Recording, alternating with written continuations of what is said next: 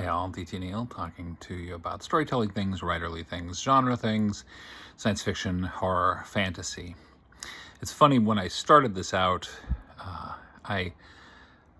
of course, I talked about horror, I talked about science fiction. I haven't talked as much about fantasy as I perhaps ought to have. That was hugely influential for me as a kid, reading fantasy. I loved fantasy as a kid. But as I've gotten older, and I say this as somebody who's written a fantasy series, I'm not as in that space as I was when I was younger doing fantasy. And I don't have any problems with fantasy. From my perspective, it's just, and it's not like, oh, dragons don't exist, unicorns don't exist, elves don't exist, blah, blah, blah. You know, the way literary people turn their noses up at fantasy, which again feels self-serving in a way. Because I'm also like, oh, but you like Beowulf, right? You're okay with that one? Because it stood the test of time. I don't know. But for me,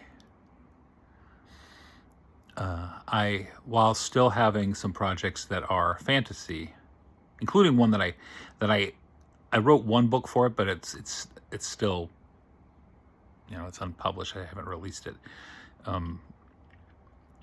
It's not that I'm ambivalent about it. It's just that I'm working on these other things and I haven't returned to that. I feel bad because the characters in that world are kind of orphaned. They're all stuck in that nether space because they haven't seen the light of day. Certainly the tropes of fantasy, one that I refuse to ever use is the idea of the chosen one. I hate the chosen one as a narrative trope for fantasy. You know, the cobbler's child who has a tattoo on the back of their hand which marks them as the future king or queen of, you know, whatever the place is. You know, the anointed one, the special one. Because that's such a ridiculous trope. It's so I don't like it, so I never do it. I refuse to do chosen one narratives for any fantasy that I write. But it persists, so maybe for fantasy writers, that's what they want, that idea of like, oh, you're special. You're special. You don't know how special you are, and you need these other people to show you how special you are, and then you go on this journey and this adventure, and you learn just how special you are, and you fulfill your destiny. I don't do that. So the fantasy that I have written, as the Sagas of Earth, under the pen name Dane Vale, it's more in the realm, what I would say, somewhere between epic fantasy and Sword and Sorcery, somewhere between that. I don't have the obligatory, some of the baggage that's tied to Sword and Sorcery. I don't do that either. You know, these hulking super bros and they're scantily clad women folk who are, you know, overawed by the super sword bros, awesomeness, kicking ass and all that kind of thing.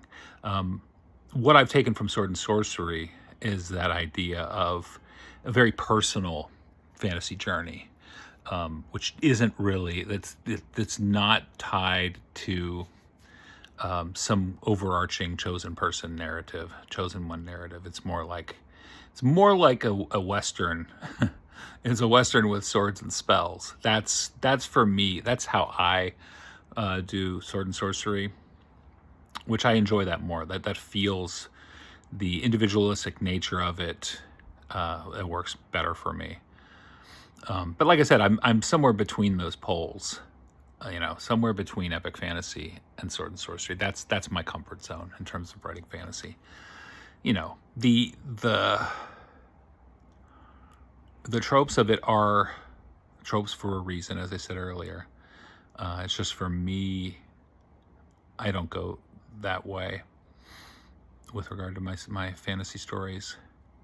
But the one thing that I will say that carries through for me in fantasy, aside from the desire to escape from this humdrum, ordinary, mundane world, is a profound sense of justice, the desire for justice in some fashion. I think that anchors a lot of fantasy. The idea of a worthy cause, or good people, doing virtuous things, fighting evil, fighting a noble and comprehensible evil, and bringing some semblance of justice to the world, at least for the more optimistic high fantasy. I'm not including grimdark and things like that. So I think that those aspects do appeal. Like when I work on a fantasy story, I do enjoy that aspect of the hero's journey.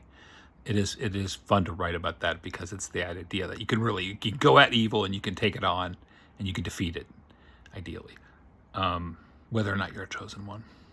So that aspect of fantasy does appeal to me, and the series I already mentioned, like I haven't finished that. There's about 3 more books to write for that one.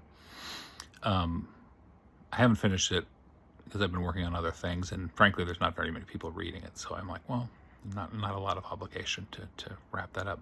I am not going to George R.R. Martin it and leave it hanging like that. I can't do that. Even without an audience particularly interested in it, I just can't do that. I owe it to the characters to get them to closure, and I will.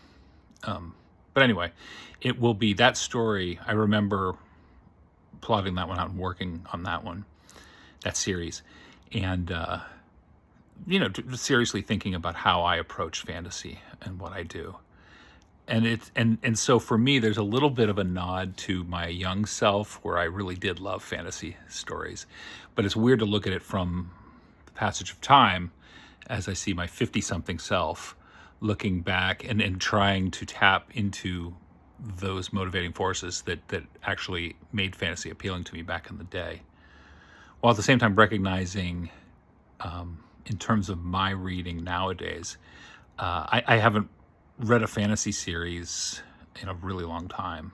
I'm just not compelled to it as much as I used to. So more on that later, I think.